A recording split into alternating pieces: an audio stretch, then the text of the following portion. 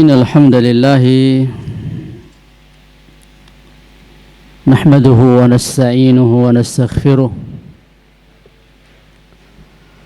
ونعوذ بالله من شرور أنفسنا ومن سيئات أعمالنا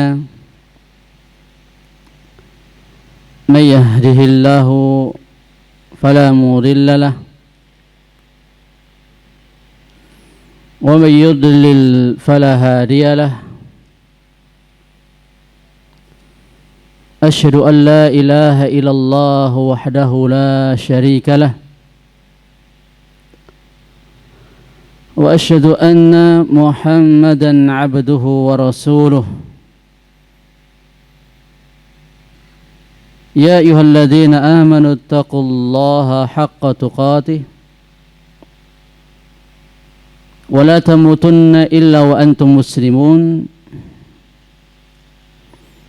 يا أيها الناس اتقوا ربكم الذي خلقكم من نفس واحدة وخلق منها زوجها وبث منهما رجالا كثيرا ونساء واتقوا الله الذي تساءلون به والأرحام إن الله كان عليكم رقيبا يا أيها الذين آمنوا اتقوا الله وقولوا قولا سديدا يصلح لكم أعمالكم ويغفر لكم ذنوبكم ومن يطع الله ورسوله فقد فاز فوزا عظيما أما بعد فإن أصدق الحديث كتاب الله وخير الهدي هدي محمد صلى الله عليه وسلم وشر الأمور محدثاتها فإن كل محدثة بدعة وكل بدعة ضلالة وكل ضلالة في النار. Bapak Ibu, saudara-saudariku muslimin muslimat yang semoga Allah Subhanahu wa taala mencurahkan nikmat, rahmat, inayah, taufik dan juga kebaikan kepada kita semua, serta Allah jauhkan kita dari keburukan dan hal-hal buruk baik pada dunia, agama maupun akhirat kita. Marilah di hari yang mulia ini, di akhir hari tasyrik 1444 Hijriyah, ayyamut tasyrik, ayyamu aklin wa dzikrin lillahi subhanahu wa ta'ala wa syurbin wa dzikrin lillah. Hari-hari tasyrik adalah hari kita makan, minum dan berzikir kepada Allah Subhanahu wa taala. Sebagai bentuk pengamalan dari hadis ini, meskipun suasananya adalah suasana liburan dan meskipun mungkin di antara antum masih ada yang capek ya, habis nyembelih masih ada yang capek ini, atau capek makan dagingnya ya. Alhamdulillah tidak menyurutkan semangat kita untuk thalabul ilmi. Dan mohon maaf kalau seandainya antum melihat saya kok kelihatan capek, ya memang capek baru datang kan terus ngisi tapi tak usahakan tidak kelihatan capek. Iya. Karena materinya kan cukup menarik ini. Apa materinya? Sudah tahu belum? Materinya tentang keutamaan menuntut ilmu. Ini yang kita bahas yang nomor 8 atau yang semuanya ini. Kalau semuanya ini kayaknya nggak cukup ini. Ya. Tapi kalau secara implisit kita kaji meskipun apa ya tidak bisa menyeluruh dari buku jilid 1 yang rencananya kita mau cetak berkaitan dengan masalah ilmu. Ada 50 judul yang saya ambil dari Bunga Rampai Kehidupan yang berkaitan dengan tema masalah ilmu, dan saya sudah kumpulkan 50 judul ya, 50 judul. Ini baru apa ya, percobaan ya. Bukunya seperti ini, baru percobaan, belum final. Dan ternyata dari tiap-tiap judul yang ada ini, kalau kita kupas ternyata cukup menarik ya. Dan kalau yang dipilihkan oleh Dr. Muin itu kalau tidak salah judul nomor 8 kalau tidak salah ya, keutamaan ilmu agama atau keutamaan menuntut ilmu. Namun sebelum ke situ, sebelum kita mempelajari tentang keutamaan belajar atau menuntut ilmu, barangkali saking seringnya materi ini kita dengar, atau mungkin saking seringnya antum dapatkan tema yang berkaitan dengan masalah ilmu, hingga seakan-akan ini sudah biasalah kita pelajari dan sudah terlalu sering kita mendengarkan. Tapi ketahuilah ikhwani wa akhwat fiddin, azinallahu wa iyyakum, semakin ya, untuk menunjukkan takkid saya pakai NG, semakin ilmu itu kita ulang, semakin banyak faedah yang kita akan peroleh. Saya ketika membaca ulang, apalagi kalau ditambah dengan membuka kitab tafsirnya dari ayat-ayat ataupun hadis-hadis yang berkenaan dengan keutamaan ilmu syar'i atau keutamaan menuntut ilmu, ini kita akan temukan faedah-faedah baru yang sebelumnya belum pernah kita dapatkan. Makanya kan pepatah mengatakan enaknya makan itu kalau dikunyah-kunyah, enaknya ilmu itu kalau diulang-ulang. Ketahuilah saudara-saudaraku sekalian, bahwa ternyata nikmat paling utama yang Allah Subhanahu wa taala berikan kepada manusia itu ternyata ilmu. Ya, nikmat paling utama yang Allah Subhanahu wa taala berikan kepada hamba itu adalah nikmat ilmu. Ibnu Qayyim al-Jauzi rahimahullahu taala menyampaikan, kullu ma kana fil Quran min madhin lil 'abdi fahuwa min samratil ilm. Setiap apa yang ada dalam Al-Quran, setiap apa yang ada dalam Al-Quran, 6.000 lebih ayat, kalau di sana ada ayat-ayat yang memuji hamba. Ayat-ayat yang isinya itu memuji hamba, entah karena imannya, entah karena amal salehnya, entah karena jihadnya, entah karena ilmunya, entah karena apapun. Yang penting ayat-ayat yang isinya pujian kepada hamba itu merupakan buah dari ilmu.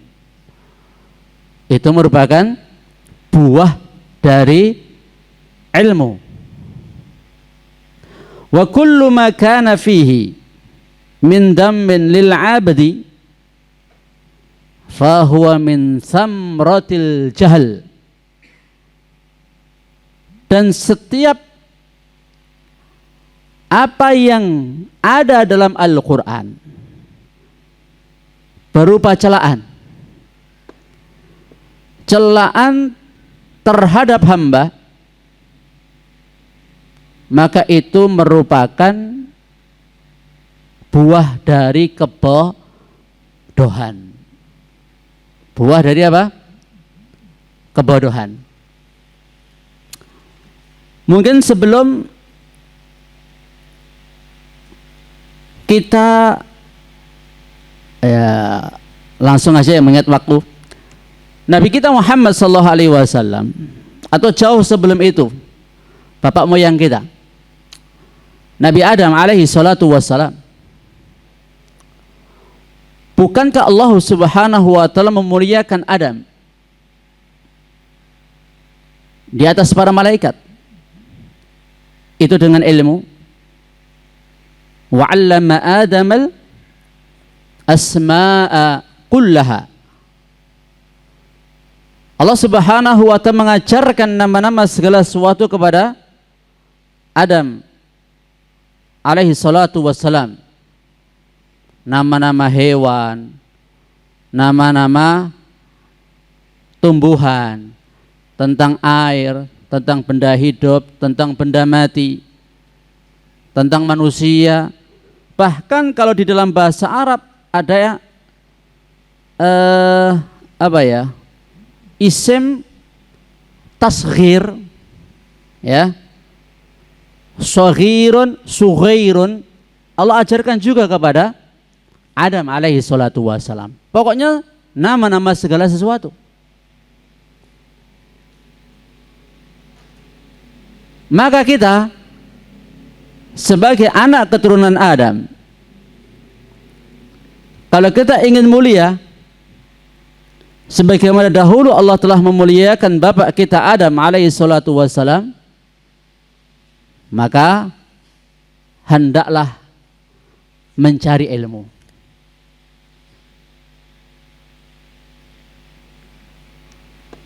Ikhwani fillah wa khadfidin azanillahu wa iyyakum. Allah subhanahu wa ta'ala berfirman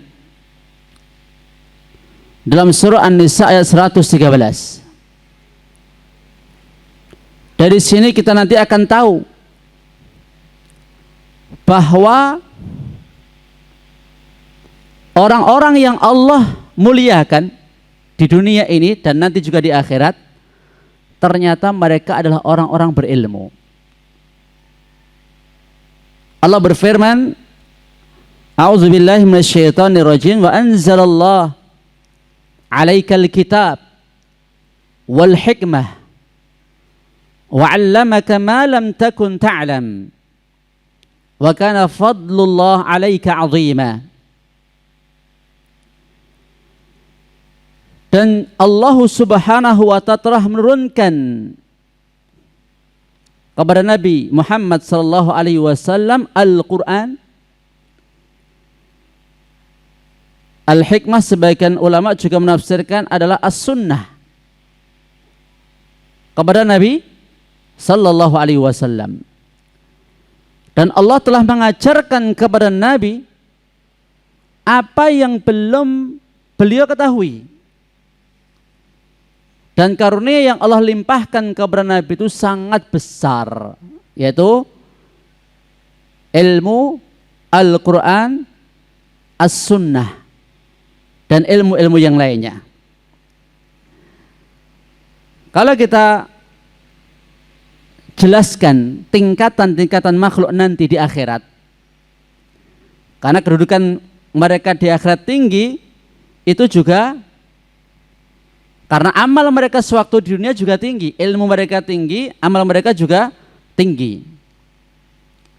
Yang terdepan nanti di akhirat itu adalah para Rasulul Azmi.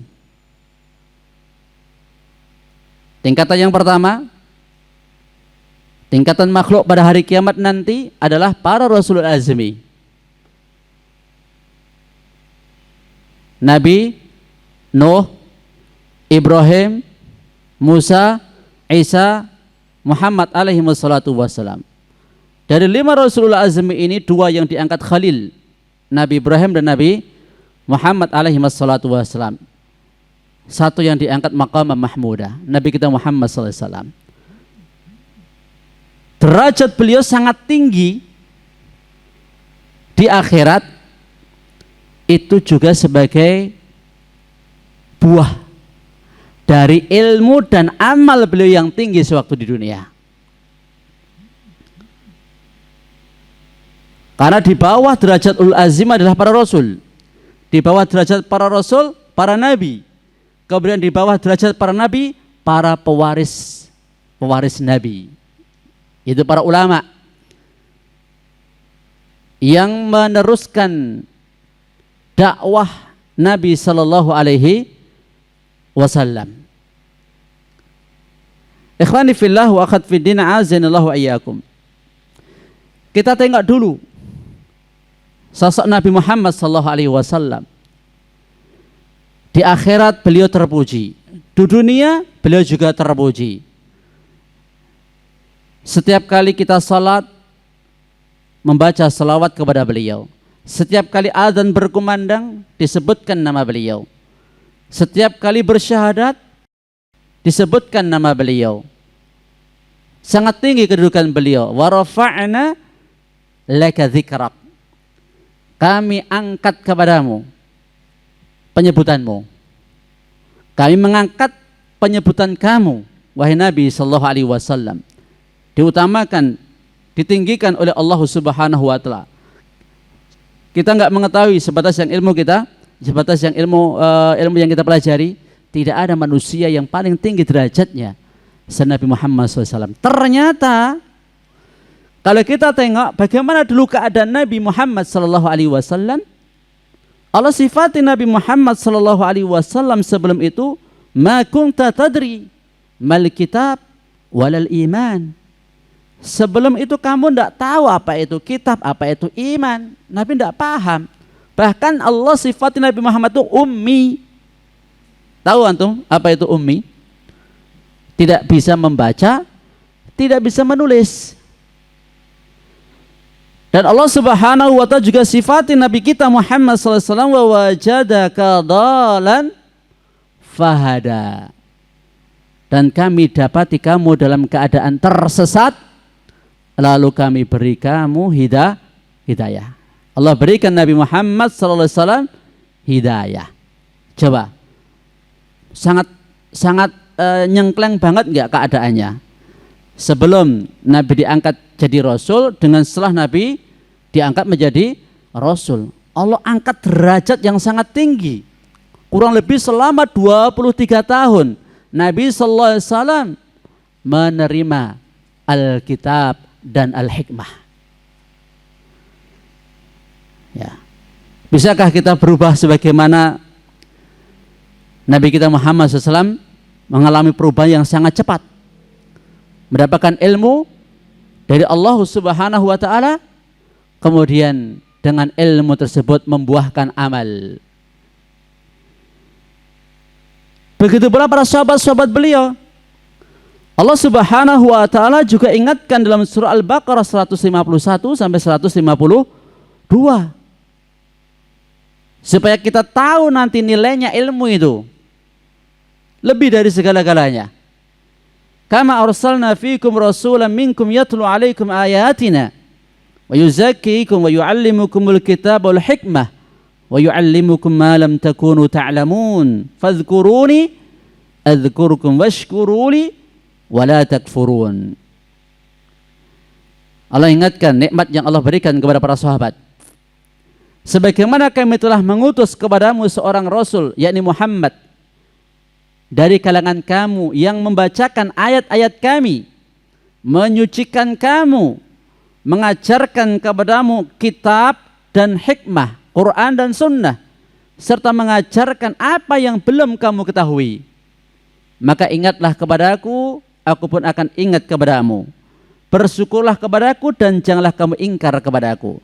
Keadaan sahabat juga luar biasa setelah Allah berikan ilmu kepada mereka.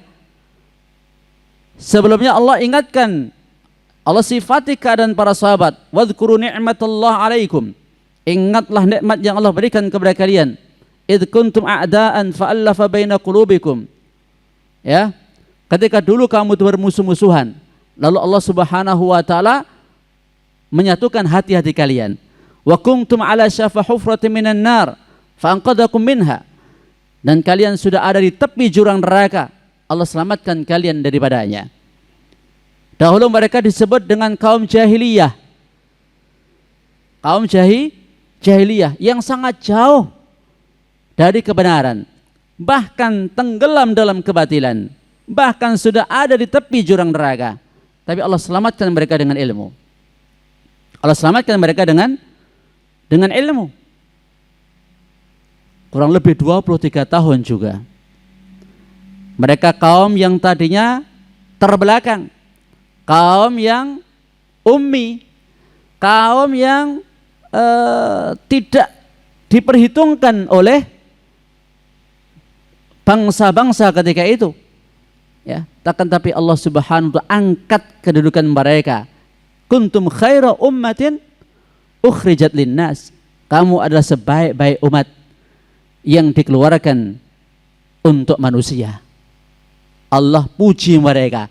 Bahkan umat ini menggeser kemuliaan yang dulu Allah istimewakan Bani Israel di atas umat manusia pada zaman mereka. Kemuliaan Bani Israel Allah geser, Allah ganti dengan kemuliaan Nabi kita dan umat Islam, umat beliau sallallahu alaihi wasallam. Kiblat yang dahulu ke Baitul Maqdis, bahkan ketika Nabi di Mekah dan berapa belas bulan di kota Madinah, beliau masih sholat menghadap Baitul Maqdis. Tapi kemudian Allah ganti ke Ka'bah. Ini sebagai pertanda bahwa kemuliaan umat Nabi Muhammad SAW itu menggantikan kemuliaan Bani Israel. Dengan apa Allah muliakan umat ini? Dengan ilmu. Ya, dengan Alkitab, dengan As-Sunnah. Antum lihat apa isinya Al-Quran itu? Bukankah Al-Quran berisi berita-berita dahulu maupun yang akan datang?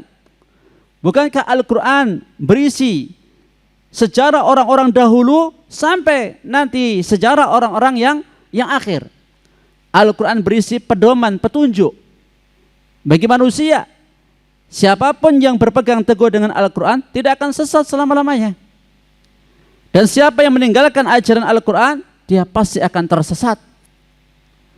Dan Al-Quran ini mukjizat yang selama 14 abad lamanya selalu up to date, selalu relevan, selalu cocok.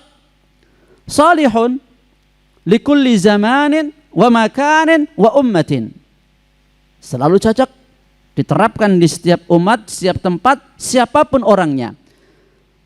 Dan semenjak dulu sampai nanti insyaallah ta'ala selalu dipelajari. Bahasanya dipelajari, membacanya, qiraahnya dipelajari. Ya, bahkan seringkali diadakan perlombaan, bahkan banyak ribuan, bahkan ratusan ribu, bahkan jutaan orang bisa menghafalkan Al-Quran. Beda dengan karya manusia. Ya, jadi kita nggak akan singgung panjang lebar tentang mukjizatnya Al-Quran. Ya, kita hanya nukil sedikit bahwa ketika umat manusia itu mau menerima Al-Quran, dan bukankah awal kali pertama Allah berikan wahyu kepada Nabi Muhammad, Iqra, bacalah, ya. Jadi supaya umat ini keluar dari kejahiliahan menjadi umat yang mulia, harus pinter. Harus pinter. Pertanyaannya, pinter apa gitu loh. Ya, pinter apa? Karena ilmu itu macam-macam. Karena ilmu itu banyak sekali. Ilmu kalau kita tengok sumbernya, ya. Ilmu itu kalau kita tengok sumbernya itu dua saja. Satu, ilmu syariat. Dua, ilmu yang bukan syariat. Saya ulangi lagi, kalau kita tengok sumber ilmu itu cuma dua. Satu, ilmu syariat. Dua, ilmu yang bukan syariat. Mohon maaf, kecepatan enggak ini? Atau kurang cepat? Hah? Ini kok kayak tegang-tegang tuh, Pak? Ya, bicara masalah ilmu kok kayak tegang-tegang loh wajahnya. Koyoke loh. Ya. Ada berapa tadi sumber ilmu? Dua. Satu, syariat. Dua, yang bukan syariat. Ilmu syariat itu ilmu yang diambil dari para nabi dan rasul. Sedangkan yang bukan syariat itu terbagi menjadi tiga nanti. Kalau yang diambil dari para nabi dan rasul itu terbagi menjadi dua. Satu yang berkaitan dengan masalah hati, dua yang berkaitan dengan anggota badan. Yang berkaitan dengan i'tiqadiyah, yang berkaitan dengan amaliyah. Itu sumber ilmu dari nabi. Yang berkaitan dengan hati atau keyakinan atau i'tiqad itu iman, tauhid, takut, berharap, cinta, tawakal, ilmu tentang Allah, nama-nama, sifat-sifat, perbuatan-perbuatannya. Ya. Adapun yang kedua yang berkaitan dengan anggota badan amaliyah seperti al-masail, tata cara ibadah, hukum-hukum, salat, zakat, puasa, haji dan sebagainya.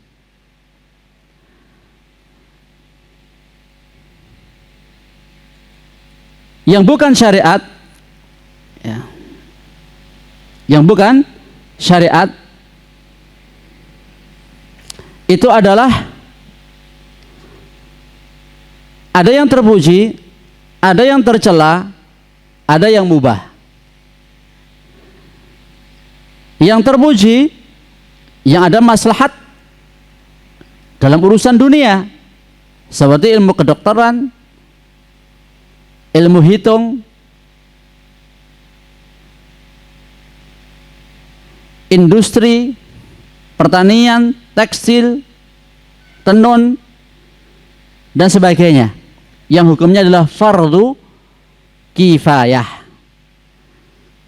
Ilmu yang tercela apa? Sihir, perdukunan, klenik. Ilmu yang mubah apa? Ilmu tentang syair-syair.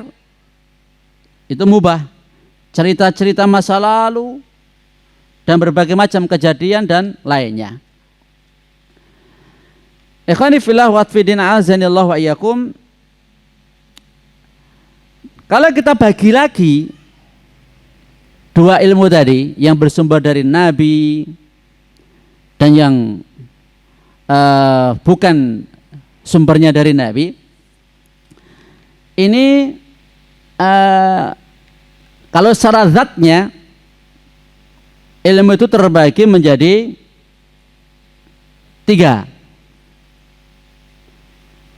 secara zatnya ilmu, kalau tadi dilihat dari sumbernya, sekarang zatnya ilmu. Pertama, ilmu yang terpuji baik sedikit maupun banyak. Antum belajar sedikit terpuji, banyak lebih terpuji lagi. Ilmu tentang apa itu? Tentang Allah. Nama-nama, sifat-sifat, perbuatan-perbuatan, perbendaraan-perbendaraan, janji, ancaman Allah. Antum belajar ilmu tentang ini, sedikitnya terpuji, banyaknya lebih terpuji lagi. Ya, antum nanti bisa klasifikasi. Oh, kalau aku belajar itu, ilmu yang saya pelajari itu terpuji enggak? Manfaat enggak? Dengan kita mengetahui sumbernya ilmu, pembagiannya ilmu.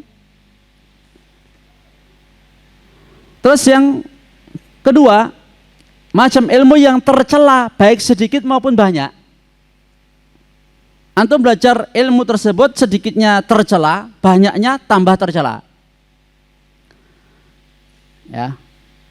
Itu apa? Ilmu yang tidak punya faedah untuk agama maupun dunia. Bahkan madaratnya lebih besar dari manfaatnya. Contoh, tadi ilmu sihir, perdukunan, perbintangan, dan sebagainya. Yang ketiga, ini kita bicara masalah zat ilmu loh ya. Ilmu yang terpuji sebatas kecukupan dan tidak terpuji bila berlebihan. Sekadarnya saja, secukupnya. Sudah cukup, sudah. Ya, sudah cukup ya sudah. Jangan berlebih-lebihan. Ilmu apa ini? Ilmu kedokteran, ilmu hitung, dasar-dasar industri, dan ilmu-ilmu lainnya yang sifatnya fardu kifayah. Secukupnya. Ya, untuk kita ketahui. Ada pembagian lagi, macam-macam ilmu itu ada 5. 1, ilmu yang merupakan kehidupan agama dan pokok dasarnya. Jadi kalau antum belajar memilih nanti, antum sudah tahu toh pembagian ilmu menurut zatnya ada 3 tadi. Terus kalau macam-macam ilmu, oh nanti kalau aku belajar ini nanti begini. Oh kalau aku belajar ini fungsinya ini. Ada 5. 1, ilmu yang merupakan kehidupan agama dan pokok dasarnya. Dan ini wajib ini. Antum misalnya pinter industri, pinter teknik, pinter kedokteran, pinter apapun. Dari ilmu-ilmu selain ini, tapi kalau antum bodoh tentang masalah ini, rugi. Rugi. Ya, karena apa? Ini pokok dasar agama kita. Ya. Dan ini merupakan kehidupan agama kita. Apa itu? Ilmu tauhid. Ya, ilmu tauhid. Jadi kalau antum selama ini misalnya belajar, siapapun antum, selama ini antum belajar, antum nggak belajar tauhid, berarti nggak tegak dasar agama antum. Mudah roboh nanti agama kita. Karena kalau orang tidak paham tauhid akan mudah terjerumus syirik. Akan mudah terjerumus syirik, dan syirik itu akan menghapus seluruh amal kita. Kemudian yang kedua, ilmu yang merupakan makanan agama. Ilmu yang merupakan agama. Jadi kalau antum nggak belajar ilmu ini, agama antum akan lemah. Walaupun antum sudah punya dasar, tauhid ada, tapi kalau antum nggak belajar ilmu ini, maka antum akan lemah agamanya. Apa itu? Tentang iman, mengingat Allah, memikirkan ayat-ayat Allah dan alam semesta ini. Yang ketiga, ilmu yang menjadi obat agama. ilmu yang menjadi obatnya agama, yaitu ilmu masail dan ilmu fatwa. Karena ketika kita tidak paham sesuatu masalah, oh masalah warisan, tidak tahu. Oh masalah kalau seandainya makmum masbuk gimana? Ya, apakah ikut langsung kepada imam atau bagaimana? Ini kan ketika orang tidak tahu kan butuh obatnya, tidak tahu kan tanya, obatnya nggak tahu kan ilmu. Maka ilmu tentang fatwa, ilmu tentang masalah-masalah hukum-hukum agama kita itu adalah ilmu yang menjadi obat agama. Terus ada yang keempat, ilmu yang merupakan penyakit agama. Jadi kalau seseorang belajar ilmu ini, itu sebenarnya adalah penyakit. Bukan malah memperbaiki, tapi malah merusak agama kita. Ya, yakni ilmu kalam. Ilmu kalam, filsafat dan lain sebagainya. Terus berbicara tentang Allah tanpa dasar ilmu, dengan logika, dengan akal semata. Tanpa punya dasar ilmu. Ini ilmu seperti ini. Ilmu apa namanya? Ilmu kalam itu ya. Ya. Itu adalah ilmu yang merusak agama, penyakit bukan obat. Terus ilmu yang menghancurkan agama. Ya. Ilmu sihir, perdukunan dan semisalnya. Tayyib, ini sebagai muqaddimah untuk kita semuanya mengetahui tentang sekelumit ilmu, pembagiannya, sumbernya. Dan ternyata kalau kita sesuaikan dengan doa yang selalu kita mohonkan kepada Allah Subhanahu wa taala, ternyata tiap hari kita itu minta ilmu, minta hidayah ilmu dan minta hidayah amal. Ihdinas siratal mustaqim, tunjukilah kami jalan yang lurus, siratal ladzina an'amta alaihim ghairil maghdubi alaihim waladdallin, yaitu jalan orang-orang yang telah engkau anugerahkan nikmat atas mereka, bukan jalan orang-orang yang kau murkai, bukan pula jalan orang yang tersesat. Tiap hari ternyata permohonan kita kepada Allah itu dalam surah Al-Fatihah, kita itu minta ditunjukkan jalannya Nabi kita. Ya. Para Nabi, di mana jalan para Nabi itu ilmu, jalannya para siddiqin itu ilmu, jalannya para syuhada, jalannya para solihin ilmu, jalannya para sahabat ilmu. Terus apa? Amal. Mereka menggabungkan dua hal, ilmu dan amal, iman dan amal soleh. Bukan jalan orang yang kau murkai, orang-orang Yahudi, mereka disifati oleh Nabi, ya, mereka itu maghdub alaihim, al-yahud maghdub alaihim, wan nasara dhalin. Yahudi adalah umat yang dimurkai, Nasara adalah umat yang tersesat. Kenapa? Yahudi dimurkai ilmu tanpa amal, Nasara amal tanpa ilmu. Amal tanpa ilmu. Kalau seandainya orang-orang Yahudi mereka berilmu dan mengamalkan ilmu mereka, mereka akan tetap menjadi wallahu ta'ala alam, Allah yang lebih tahu, jadi umat yang pilihan. Orang-orang Nasara, ya, sebagaimana dahulu ya di zaman Nabi Musa, ya, orang-orang Yahudi adalah orang-orang yang mulia di sisi Allah. Orang-orang Nasara di zaman Nabi Isa, orang-orang yang mulia di sisi Allah, ketika mereka menggabungkan dua hal, ilmu dan amal, iman dan amal soleh. Tapi ketika di zaman Nabi Muhammad, ini fitnah bagi mereka. Ketika mereka enggak mau menerima Nabi Muhammad SAW, mereka akan terjatuh kepada fitnah. Fitnah tidak berilmu atau fitnah tidak beramal. Makanya kita berilmu dan beramal. Itulah siratal mustaqim. Itulah siratal mustaqim. Itulah nikmat yang terbesar. Karena a'dhamud doa, doa yang paling besar itu, paling agung itu minta hidayah di atas siratal mustaqim. Itu doa yang paling a'dham, yang paling besar.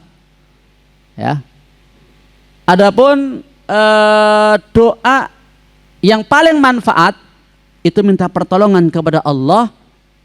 Iya karena abudu wa iya kanas ta'in. dan hanya kepadamu kami mohon pertolongan. Ini doa paling manfaat. Karena tanpa ditolong Allah kita nggak akan bisa ibadah dengan benar. Tidak akan bisa di atas siratal mustaqim. Tayyib, itu tadi muqaddimah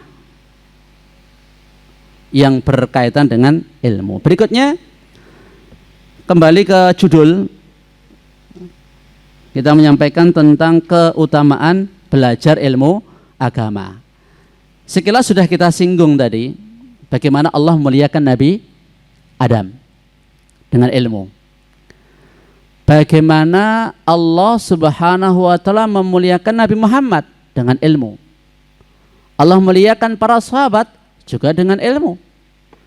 Jadi kalau kita itu pengen jadi orang mulia, ya harus punya ilmu. Dan sudah kita bagi tadi, sudah kita rinci tadi, mana ilmu yang merupakan kehidupan bagi agama kita, mana yang merupakan penyakit, sumber ilmu itu dari mana, yang harusnya kita pelajari, dan mana yang lebih kita utamakan.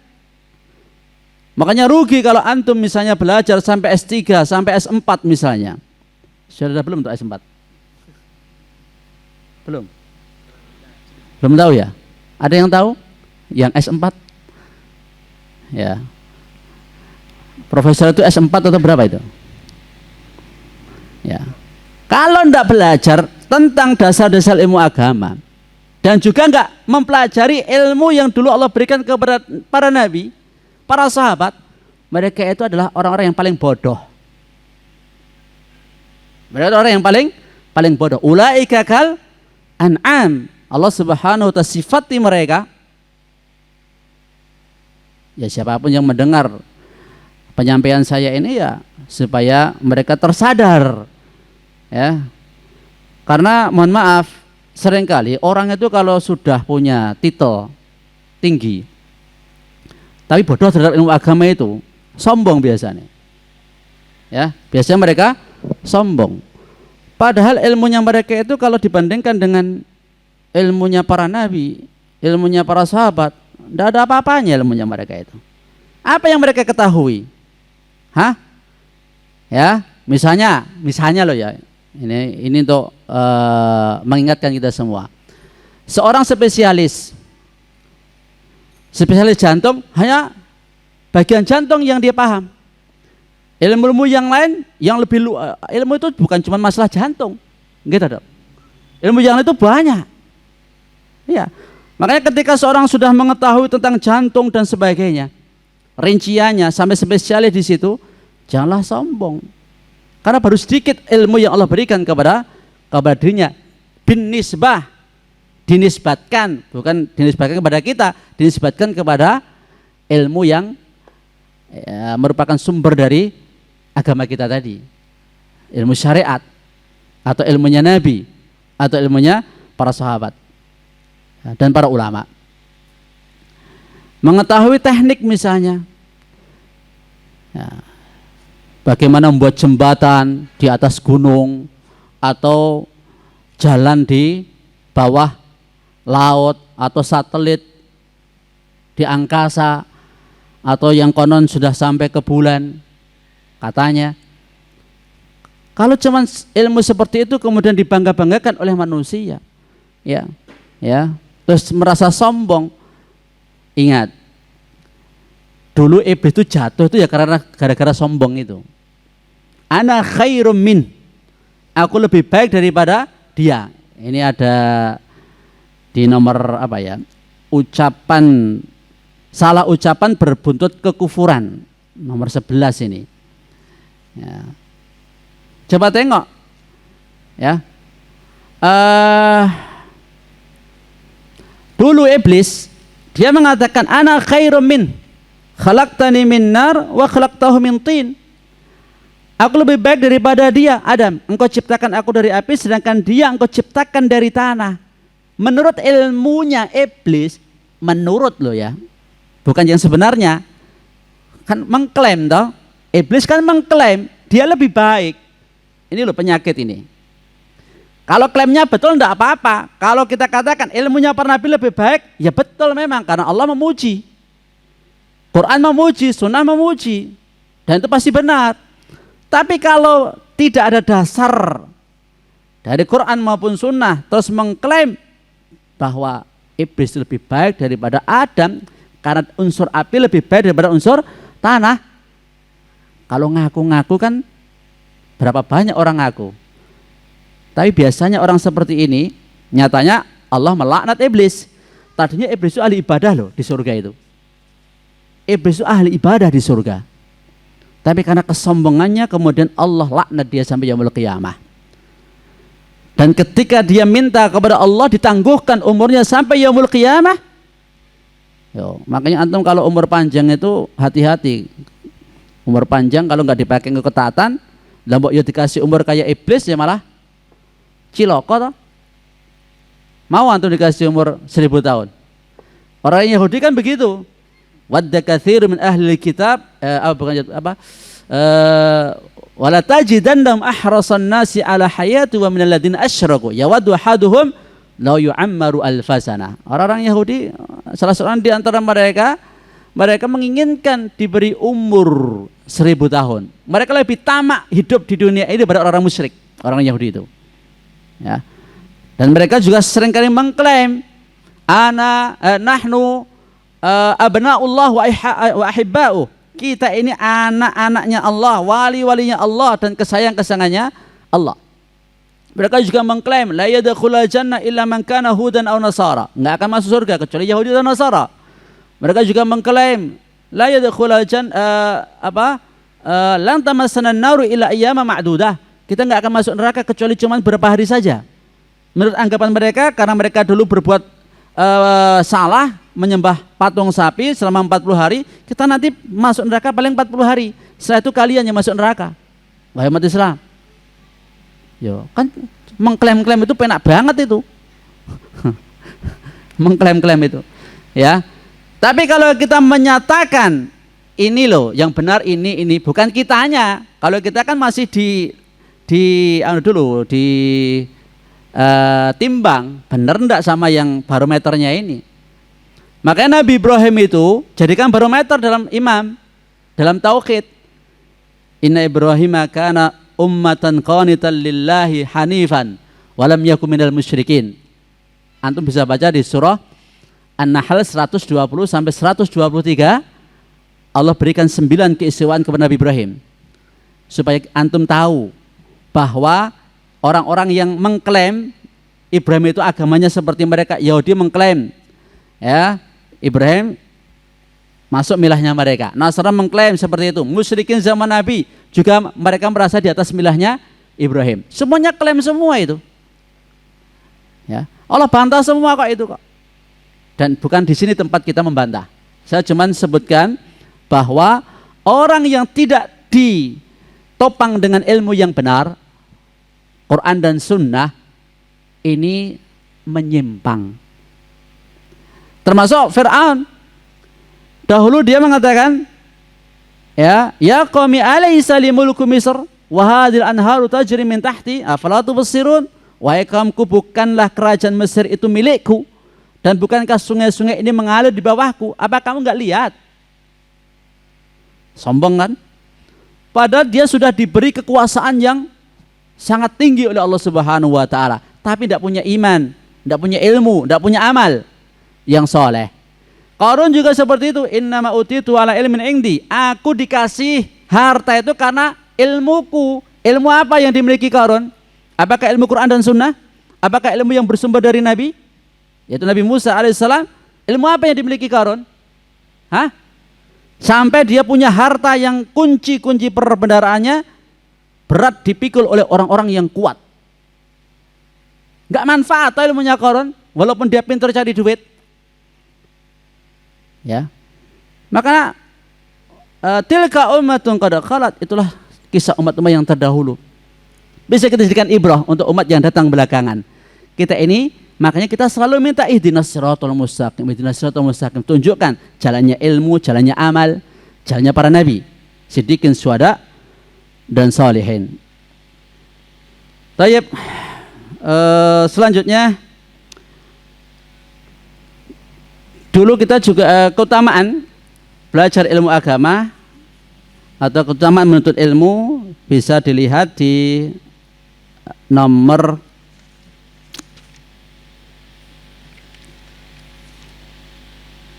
Ya, nomor 9. Saya ngambilkan itu dari Kitabul Ilm, ya, yang ditulis oleh Syekh Muhammad bin Shalih Al-Utsaimin rahimahullahu taala. Tapi cuma saya ambilkan judul-judulnya tok gitu loh. Ya, enggak semua saya sebutkan dalilnya. Apa? Bisa antum catat kalau antum pengen mengetahui. Pertama, ilmu itu adalah, jadi setiap kita ngomong ilmu itu ya, dan setiap kali Allah memuji ahli ilmu, ilmu dan ahli ilmu, itu maksudnya ilmunya para nabi rasul gitu loh, ilmu syariat gitu loh, ya. Jadi yang mungkin menguasai bukan ilmu syariat, ya mohon maaf, karena Allah Subhanahu wa taala yang memiliki apa itu segala sesuatunya, Allah yang menentukan dan Allah yang telah memilih. Bukankah Allah memilih para nabi dan rasul di atas para raja, di atas para bangsawan, di atas para pejabat? Allah muliakan mereka. Allah muliakan Nabi Musa di atas Fir'aun. Padahal Nabi Musa itu siapa? Seorang hamba dan rasul Allah. Allah muliakan ya Nabi Musa di atas Qarun. Dengan apa? Dengan ilmu dan amal, dengan syariat. Demikian pula Nabi Muhammad Allah muliakan di atas semua umat manusia, di atas Heraklius, ya, di atas Kisra, yang ketika itu dua negara adidaya, dua pemimpin yang digdaya ketika itu loh ya. Ya. Juga di atas Abu Jahal, di atas Abu Lahab, dan di atas semua manusia ketika itu dengan ilmu syariat. Bukan dengan ilmu yang mereka miliki. Jadi kalau antum pengen mulia, jangan pakai ilmu-ilmu yang istilahnya bukan dari syariat. Kalau antum pengen mulia, ya, sebagaimana Allah telah muliakan para nabi dan rasul, ambillah sesuatu yang menyebabkan mereka itu mulia. Ya. Terus, jadi satu, ilmu itu adalah warisan para nabi. Yang kedua, ini saya bacakan dulu. Nanti kalau tidak cukup waktu kan, yang penting saya sudah sampaikan. Yang kedua, ilmu itu kekal, sedangkan harta itu akan sirna. Yang ketiga, ilmu itu tidak menyusahkan pemiliknya dalam penjagaan. Jadi nggak susah dijaga ilmu itu. Tapi justru ilmu yang menjaga kita. Terus yang keempat, manusia akan sampai ke derajat syuhada alal haq. Manusia akan sampai ke derajat syuhada alal haq bersama Allah dan para malaikat. Terus yang kelima, ahli ilmu itu merupakan satu di antara ulil amri yang wajib ditaati.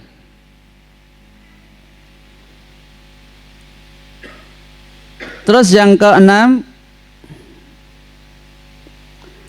ahli ilmu mereka menegakkan perintah Allah hingga hari kiamat.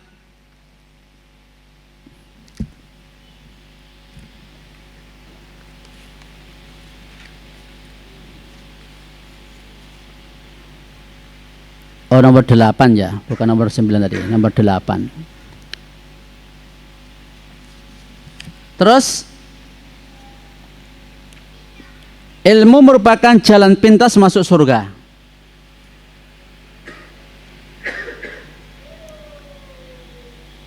Terus,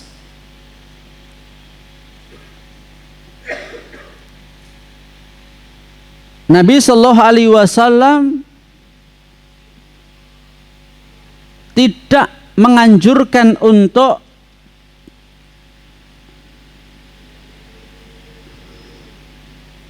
ghibtah atau hasad terhadap nikmat selain salah satunya adalah ilmu.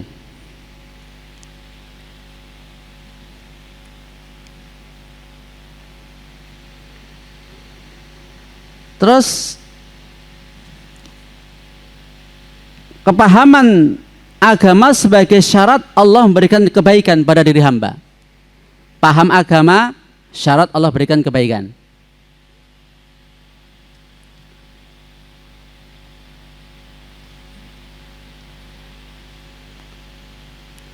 Terus ilmu merupakan cahaya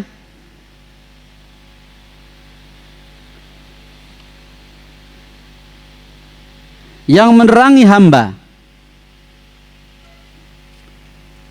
sehingga bisa beribadah kepada Rabb-Nya dan bermuamalah kepada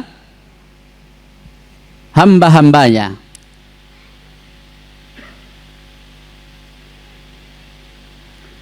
Terus orang alim atau ahli ilmu itu adalah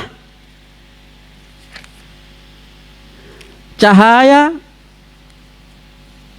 yang dijadikan petunjuk oleh manusia dalam urusan agama maupun dunia. Terus Allah mengangkat derajat ahli ilmu dunia dan akhirat.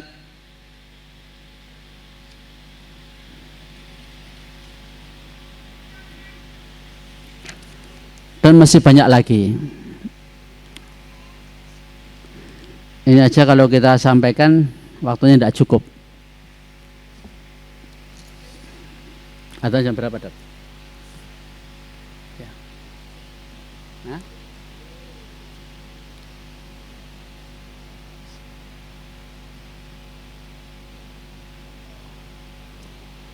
Mungkin untuk selingan dulu, ada yang mau tanya? Sekali-kali bolehlah, biar saya juga bisa istirahat dulu.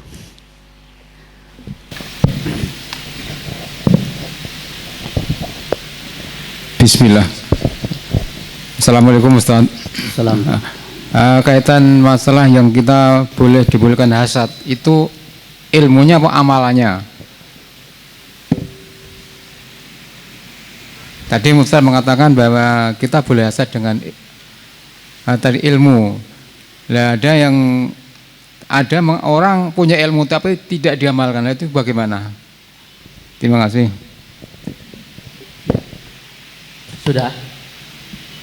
Sudah. Ya. Memang belum saya jelaskan itu. Ya. Kalau bisa yang sudah saya jelaskan tapi belum paham. Kalau ini kan baru saya bacakan tadi. Tapi tidak apa-apa, diterima pertanyaannya. Ada yang lain? Yang sudah saya jelaskan tadi loh, yang kurang jelas. Tapi kalau yang keutamaan ilmu ini yang saya catatkan itu belum saya jelaskan. Kalau tidak ada ya wes, langsung kita mulai dari yang situ tadi. Ya. Nabi sallallahu alaihi wasallam lam yuraghib ahadan. Nabi SAW itu enggak ngasih motivasi, enggak menganjurkan, enggak menyarankan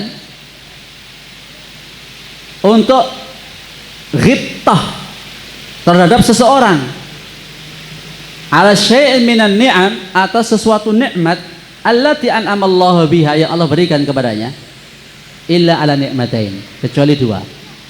Apa bedanya hasad dengan ghibtah? Kalau hasad itu tercela, kalau ghibtah itu enggak.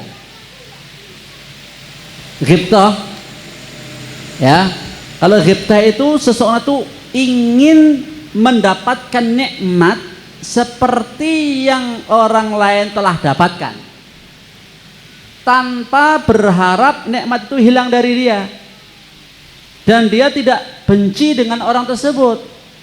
Seperti dulu para sahabat, misalnya sahabat-sahabat yang miskin, ya, mereka lapor kepada Nabi sallallahu alaihi wasallam, ya Rasulullah, orang-orang kaya itu mereka itu bisa banyak berbuat untuk mendapatkan pahala. Kita sholat, mereka sholat, kita puasa, mereka puasa, tapi mereka bisa bersedekah. Ini ghibtah nggak namanya? Ghibtah.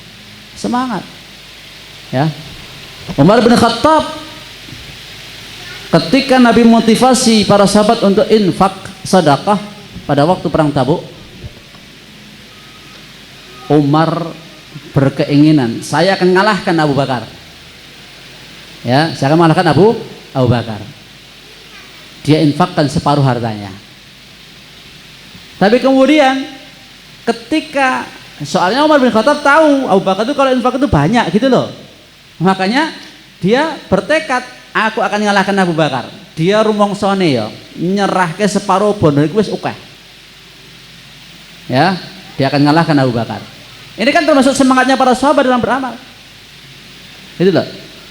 Jadi berlomba-lomba ini masuk dalam fastabiqul khairat, berlomba dalam kebaikan, ya, wasari'u, bersegera cepat-cepat ila maghfiratin min rabbikum wa jannah. Ya. Dan ini rata-rata dalam hal masalah akhirat gitu loh, bukan masalah dunia. Kita sebutkan dulu dua itu apa? Ya. Talabul ilmi wal amal bihi. Nuntut ilmu dan mengamalkannya. Yang kedua, ya, seorang kaya yang menggunakan hartanya untuk Islam. La hasada illa fitnatain. Tidak boleh hasad kecuali di dua hal.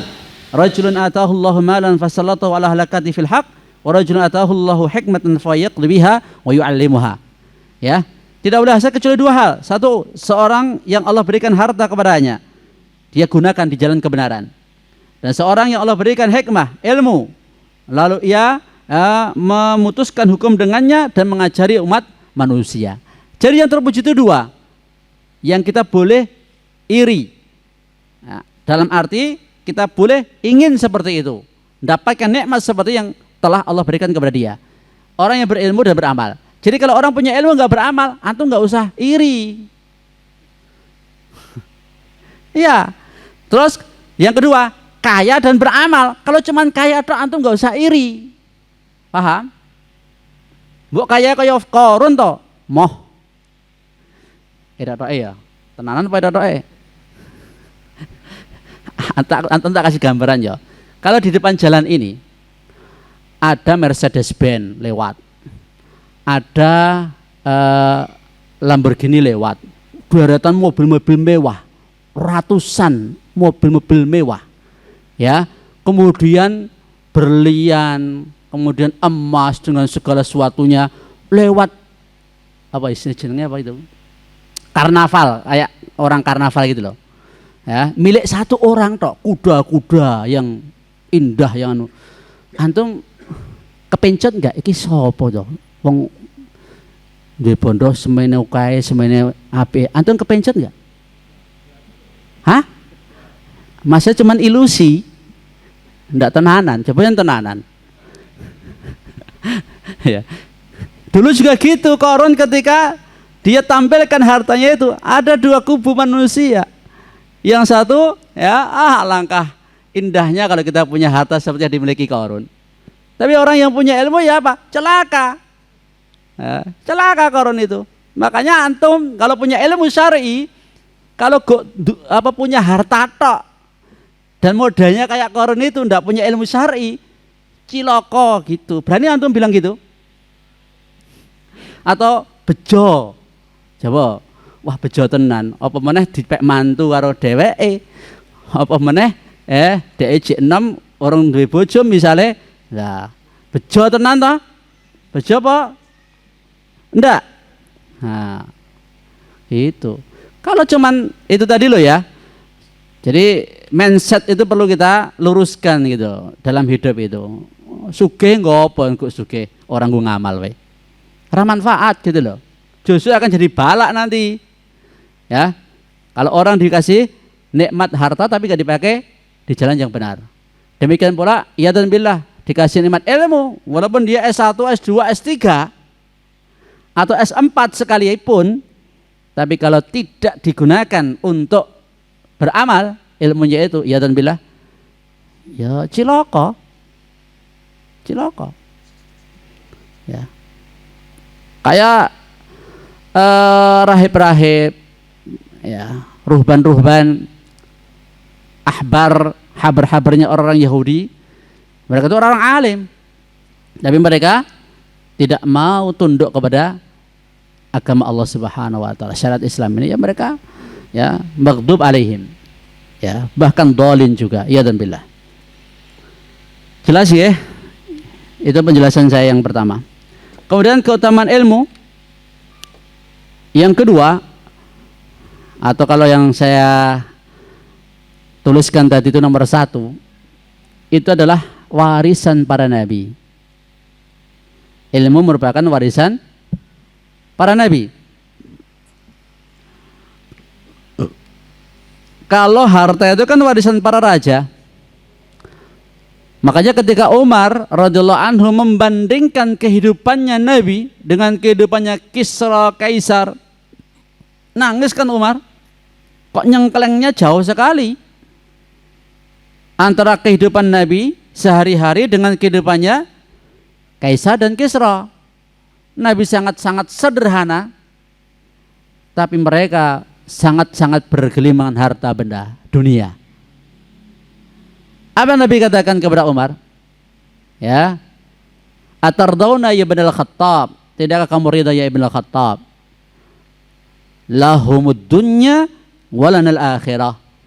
Bagi mereka dunia, bagi kita akhirat. Ya. Karena yang diwariskan Nabi itu apa? Ilmu. Faman akhadahu faqad akhadha bihadzin wafirin. Innal ulama warathatul anbiya. Para ulama itu pewaris para nabi. Wa innal anbiya lam yuwarithu dinaran wala dirhaman. Dan para nabi enggak mewariskan dinar maupun dirham, dan wariskan harta benda. Yang mereka wariskan itu ilmu. Makanya ini berlaku untuk semua umat Nabi Muhammad SAW. Allah akan mengangkat derajat kita semua kalau kita punya apa yang dulu dimiliki Nabi Muhammad SAW. Apa yang dulu diwariskan Nabi SAW, yaitu apa? Al-Quran dan As-Sunnah. Antum pelajari itu Quran dan Sunnah itu. Otomatis Allah akan mengangkat derajat antum. Misalnya ya, ada orang tadinya dia tidak bisa membaca Quran, tidak bisa membaca Sunnah. Setelah itu dia hafal Quran, dia belajar terus hafal Quran. Setelah itu dia belajar kemudian hafal ratusan hadis misalnya. Dia jadi orang mulia nggak? Hah? Iya. Dulu ada ulama penyamun.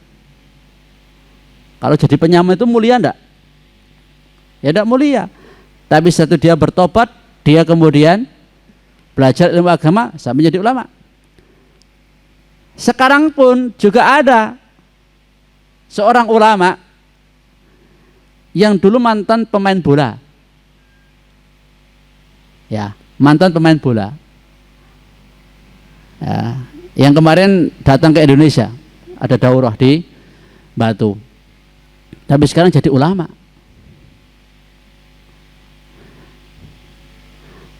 Coba antum sekarang jadi apa? Yang antum pengen mulia, cobalah ini. 2 ini aja lah, nggak usah yang ketiga. Quran dan Sunnah antum pelajari. Hah? Banyak orang-orang yang kita saksikan selangsung, tadinya dia itu hanya nenggon pondok itu cuma bagian belakang. Tapi dia itu terus belajar ilmu agama sehingga jadi apa? Jadi orang yang mulia juga. Dimuliakan bersama para ustaz-ustaz yang lain. Punya kedudukan. Anjing saja pintere dimuliakan. Ya dikelambeni, ya didusi, kucing ya seperti itu. Ayam ya seperti itu. Hewan-hewan itu kalau punya ilmu, bukan ilmu syariat loh ya kalau hewan loh ya. Ini gambaran saja, hewan itu kalau pintar saja itu dikasih kedudukan tinggi. Berbeda dengan hewan-hewan yang lain, apalagi manusia. Apalagi ilmunya para nabi rasul. Lah ilmu yang bukan sumbernya ilmu syar'i saja dimuliakan enggak di tengah masyarakat? Oh dia seorang apa misalnya? Seorang dokter, seorang pilot, seorang insinyur, seorang teknokrat, seorang apa? Mulia enggak di tengah masyarakat? Terangkan status sosialnya, itu baru ilmu dunia. Gimana kalau ilmu agama? Tetap lebih barokah ilmu warisannya para nabi itu. Dan tetap lebih cepat meninggikan derajat manusia, dunia atau akhirat. Karena memang derajat mereka itu paling tinggi di antara para manusia, di bawah derajat para nabi rasul. Terus, dan ini berlaku untuk selanjutnya. Tidak hanya para sahabat, tabi'in, tapi siapapun. Antum hidup di abad 20. Kalau antum belajar ilmu agama, Allah tetap akan muliakan antum. Yakinlah. Terus Yang kedua, harta itu ilmu itu kekal, harta itu fana.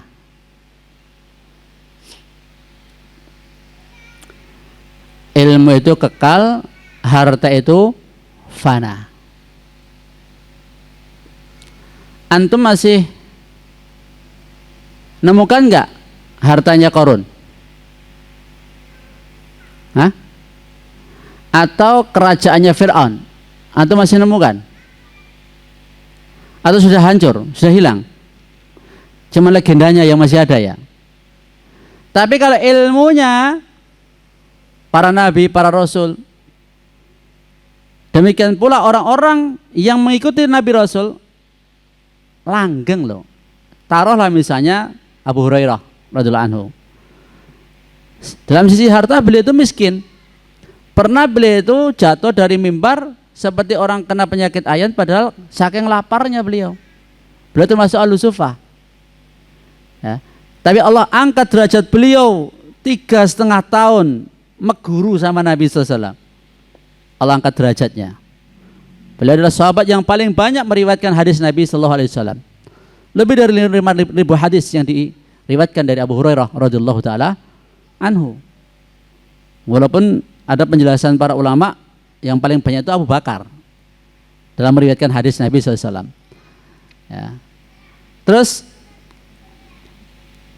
Imam Syafi'i, Imam Ahmad, Imam Malik, Syekhul Islam Ibnu Taimiyah, para ulama-ulama yang banyak sekali, tidak bisa kita sebutkan satu demi satu, mereka itu telah tiada. Tapi nama mereka harum enggak? Ilmu mereka terus dipelajari enggak? Itulah langgeng gitu loh ilmunya mereka itu. Ya. Warisan mereka itu, karena mereka itu dulu ngambil warisan Nabi itu banyak, lebih banyak daripada kita. Makanya langgengnya mereka pun juga lebih langgeng dibandingkan orang-orang yang tidak mengambil warisan Nabi di bawahnya mereka. Gitu loh. Jadi kalau antum semakin banyak mengambil warisan Nabi, antum semakin langgeng nanti. Walaupun ribuan tahun jasad kita barangkali sudah hancur menjadi tanah, tapi kita punya murid-murid, kita punya karya, punya tulisan. Sebagaimana dulu para ulama, mereka punya murid-murid yang melanjutkan mengestafet ilmu mereka itu. Jadi dulu juga banyak sebenarnya para ulama,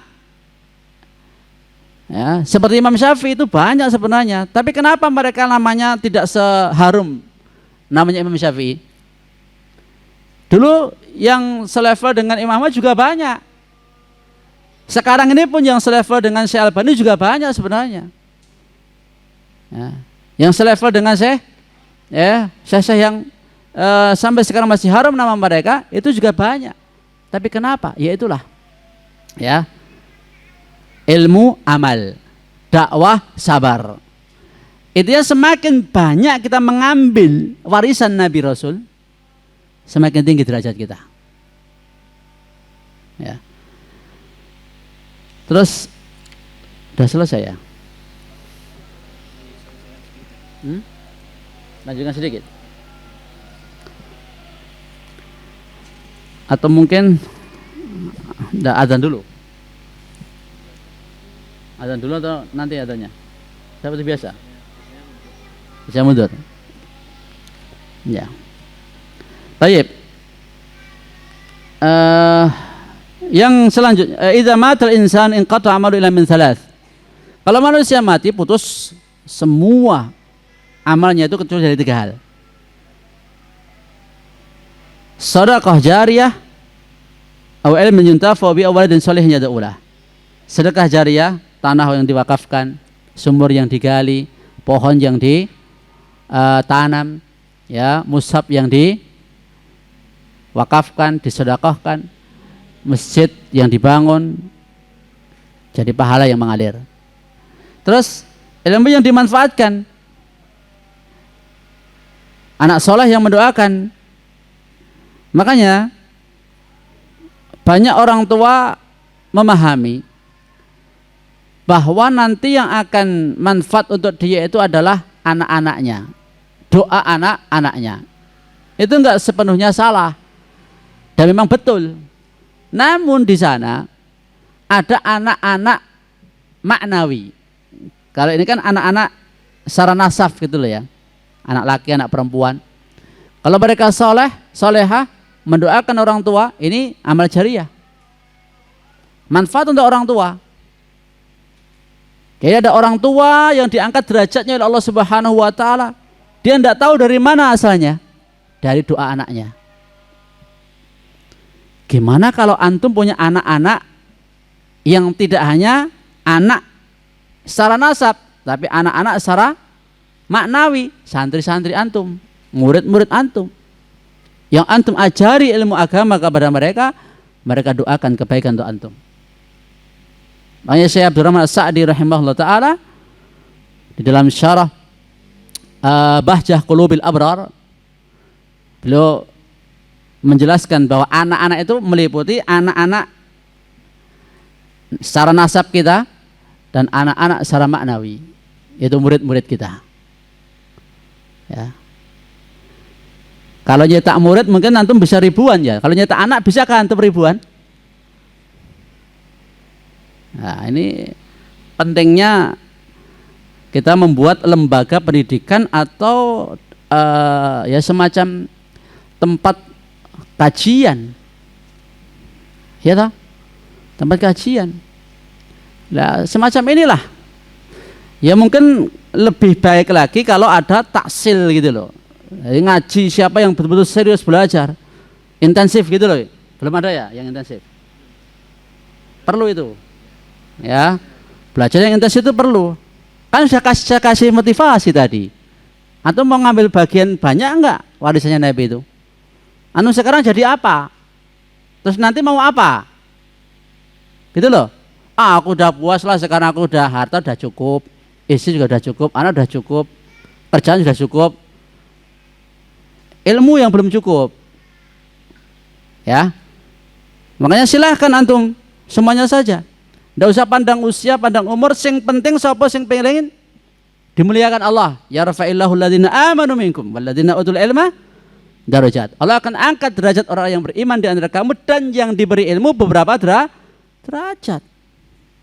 Nanti kalau sudah sampai penjelasan seperti ini, kok ketika buat program intensif sedikit yang daftar, misalnya loh, wah berarti kurang gimana gitu ya? Ya,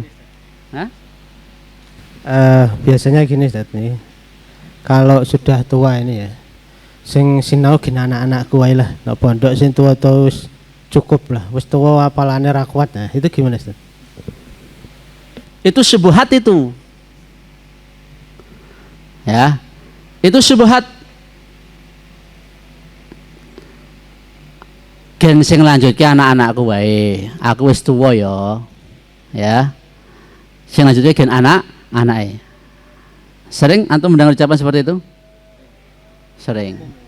Udah umum ya. Wa in tuti aktsara man fil ardi yudhilluka an sabilillah. Kalau kamu mengikuti umumnya manusia di muka bumi, menyesatkan kamu dari jalan Allah.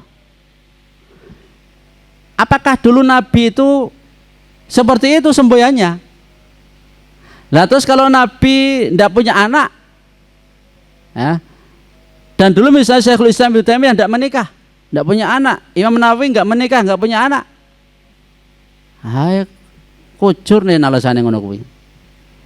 Ya, itu syubhat ya ikhwan, syubhat dari setan yang menghalangi antum untuk naik derajat dan menghalangi antum untuk mendapatkan kebaikan dari Allah Subhanahu wa taala yang lebih banyak lagi. Ya, yang lebih banyak lagi. Kalau nggak salah Imam Ahmad bin Hanbal ditanya, apakah umur 80 tahun masih pantas untuk menuntut ilmu? Dan yang hadir ini saya yakin nggak ada yang 80 tahun. Ya. Ketika beliau ditanya, masih pantaskah umur 80 tahun itu menuntut ilmu? Apa jawab beliau? Kalau dia itu masih pantas hidup, kenapa tidak? Oh, jawabannya nohok enggak ini? Selagi antum masih hidup itu, ya masih layak nuntut ilmu. Gitu loh. Ya, nanti aku nggak bisa banyak berbuat lah, nggak bisa seperti Syekhul Islam Ibnu Taimiyah. Siapa yang nyuruh antum seperti Syekhul Islam Ibnu Taimiyah? Ya tangan nganggo lamun barang. Ya, tapi kan kita niatkan dulu, kita tuh pengen mendapatkan keutamaan seperti keutamaannya para nabi dan rasul. Yang antum yang derajate kan ada 18 tingkatan itu di akhir itu. Kalau antum pengen derajate aku wis cukup bae lah, kan tingkatannya ada. Ya. Karena antum pilih yang mana? Ya wis cukup karo sing tingkatan kuwi monggo kersa. Ndak mau peduli ya. Pertama Rasulul Azmi, terus para rasul secara umum, terus para nabi. Ya.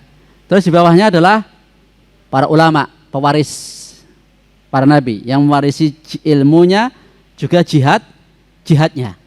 Ya, dakwahnya ya, ilmu dan dakwahnya nabi. Terus yang kelima itu para imam-imam yang adil. Kita iki kabeh merucut kabeh kita iki. Ya, engko kan nyerot medho gitu tingkatannya. Terus di bawahnya lagi atau tingkatan yang berikutnya adalah para mujahid fisabilillah. Kemudian di bawahnya lagi yaitu orang yang menggunakan hartanya di jalan Allah Subhanahu wa taala. Orang kaya dia gunakan hartanya di jalan Allah Subhanahu wa taala. 4 kelompok ini ada raja-raja di akhirat. 4 kelompok ini raja-raja di akhirat. Ya. Itu siapa? Para ulama, para nabi, kemudian imam yang adil, kemudian mujahid fisabilillah. Ini para sahabat itu punya semua nih rata-rata. Ya, ditambah kalau mereka kaya, punya 4-4-nya ini. Kita satu aja kangelan. Mau mencapai derajat 4 ini. Ya, satu aja entah itu punya harta, mungkin sugih kita, tapi orang tentu kita gunakan untuk beramal. Ya. Kita jihadnya apa? Nuntut ilmu ya sok gelem sok ora. Karena nuntut ilmu termasuk jihad fisabilillah. Dan ini jihad yang paling afdol sekarang ini.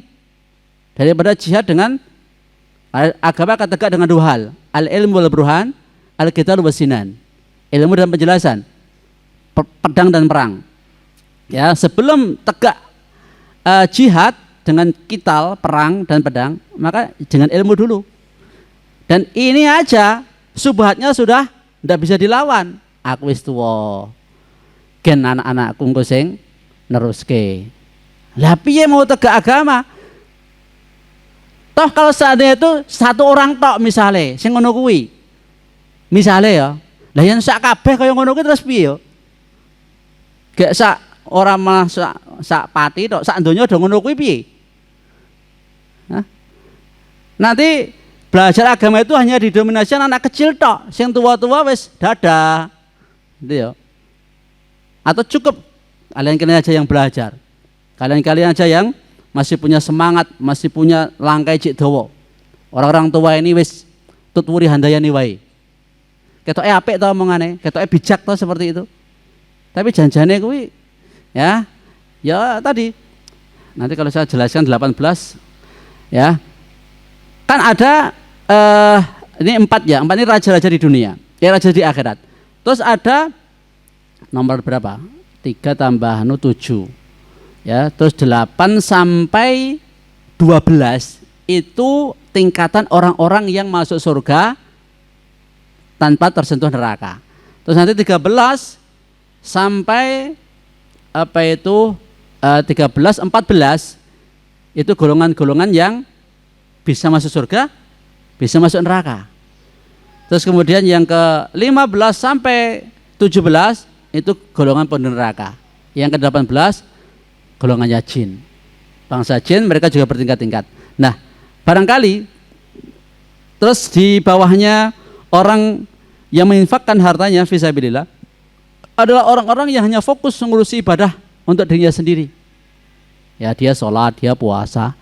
Jadi dia beramal itu hanya fokus untuk dirinya sendiri manfaatnya gitu loh. Kalau ilmu, dakwah, jihad itu kan amalnya kan apa? Untuk orang banyak kebaikannya. Ya. Jadi kalau antum cukup yang ini ya monggo, itu pilihan. Kita nggak bisa maksa. Terus ada di bawahnya lagi tingkatan orang-orang yang catatan amal kebaikannya lebih berat daripada amal keburukannya. Ya. Terus ada catatan amal hamba itu sama, kebaikan dan keburukannya. Ada yang keburukannya lebih besar daripada kebaikannya dan lain sebagainya. Saya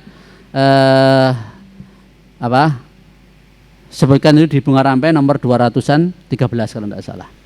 Ada 6 edisi itu. Wallahu a'lam bishawab. Mungkin itu, Dok.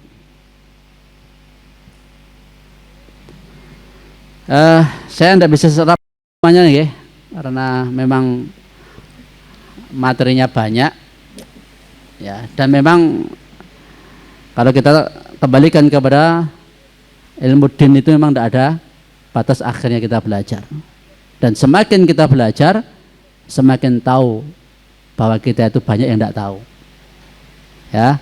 Kalau itu tadi kan mereka-mereka yang beralasan yang nam-nam wae lah ya dalam belajar, mungkin dia merasa dia sudah ngerti banyak ilmu agama kok ya. Justru yang benar, kalau antum itu pinter, kalau antum itu alim, antum akan semakin kurang dalam menimba ilmu. Mungkin antum ada angka 50, 60 tahun, ternyata kita itu masih bodoh. Masih banyak hal yang kita belum pelajari daripada yang sudah kita pelajari. Gek sangune kita itu nanti ketika meninggal dunia kan amal kita. Amal itu dibangun di atas ilmu. Hidayah taufik itu Allah berikan setelah hidayah ilmu. Berarti kalau ilmu kita sedikit, ya taufik kita sedikit lah. Gitu loh. Ya, karena hidayah ilmu itu ya, hidayah ilmu dan penjelasan itu syarat mendapatkan hidayah taufik. Dan berarti kan yang ngono rasa ndonga ihdinas siratal mustaqim bae. Siratal ladzina an'amta 'alaihim, wong itu nunjukke dalane ilmu, dalane amal.